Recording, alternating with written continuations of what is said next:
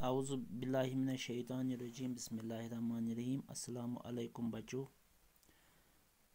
ہمارا موضوع جو خاکہ چل رہا ہے، جو مولوی عبدالحق نے حالی پر لکھا ہے، وہ جاری ہے۔ آج ہم اس کا تیسرا پیرا پڑھیں گے۔ بچوں، مشہور سفیر مولوی انور احمد جو آل انڈیا مسلم ایجوکیشنل کانفرنس کے مشہور سفیر تھے، وہ کہتے تھے کہ ایک بار وہ پانی پت گئے۔ جھاڑوں کا زمانہ تھا، سردی کا زمانہ تھا، اندھیرا ہو چکا تھا، بہت دیر ہو چکی تھی۔ اسٹیشن سے سیدھے مولانا کے مکان پر پہنچے۔ جو ہی میں اسٹیشن سے اترا اور سیدھا میں مولانا کے مکان پر پہنچے۔ دالان کے پردے پڑے ہوئے تھے، اندر سے پردے ڈال دیے گئے تھے۔ انہوں نے پردہ اٹھایا اور جھانک کر دیکھا۔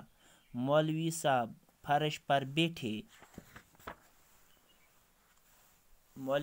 فرش پر بیٹھے تھے اور سامنے آگ کی انگیٹھی رکھی تھی۔ وہ گرمی کر رہا تھا۔ انہیں دیکھ کر بہت خوش ہوئے اور اٹھ کر ملے۔ انہوں نے جب مولوی انور کو دیکھا، وہ بہت خوش ہوئے اور اٹھ کر ملے اور اپنے پاس بٹھا لیا اور ان کو اپنے پاس بٹھایا۔ مزاج پرسی کے بعد کچھ دیر ادھر ادھر کی باتیں ہوتی رہیں۔ اس کے بعد کھانا منگوایا۔ مرحوم انور احمد کھانے کے بہت شوقین تھے۔ پانی پت کی ملائی بہت مشہور ہے۔ اس دن پانی پت کی جو ملائی تھی وہ بہت مشہور تھی۔ ان کے لیے ملائی منگوائی۔ کھانا کھانے کے بعد کچھ وقت بات چیت میں گزارا۔ کھانے کے بعد کچھ وقت ادھر ادھر کی بات چیت ہوئی۔ پھر ان کے لیے پلنگ بچھا کر بستر کر دیا اور آرام کرنے کے لیے ان کے لیے بستر ڈلوایا اور خود آرام کرنے کے لیے اندر چلے گئے اور خود بھی آرام کرنے کے لیے دوسرے کمرے میں چلے گئے۔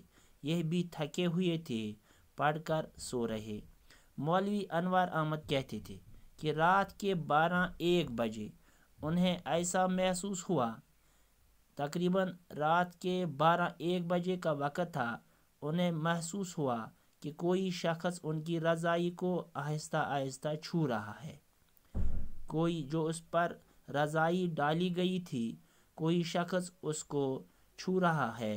انہوں نے چونک کر اچانک پوچھا، کون؟ مولوی صاحب نے کہا۔ مولوی صاحب نے واپس جواب دیا، میں ہوں۔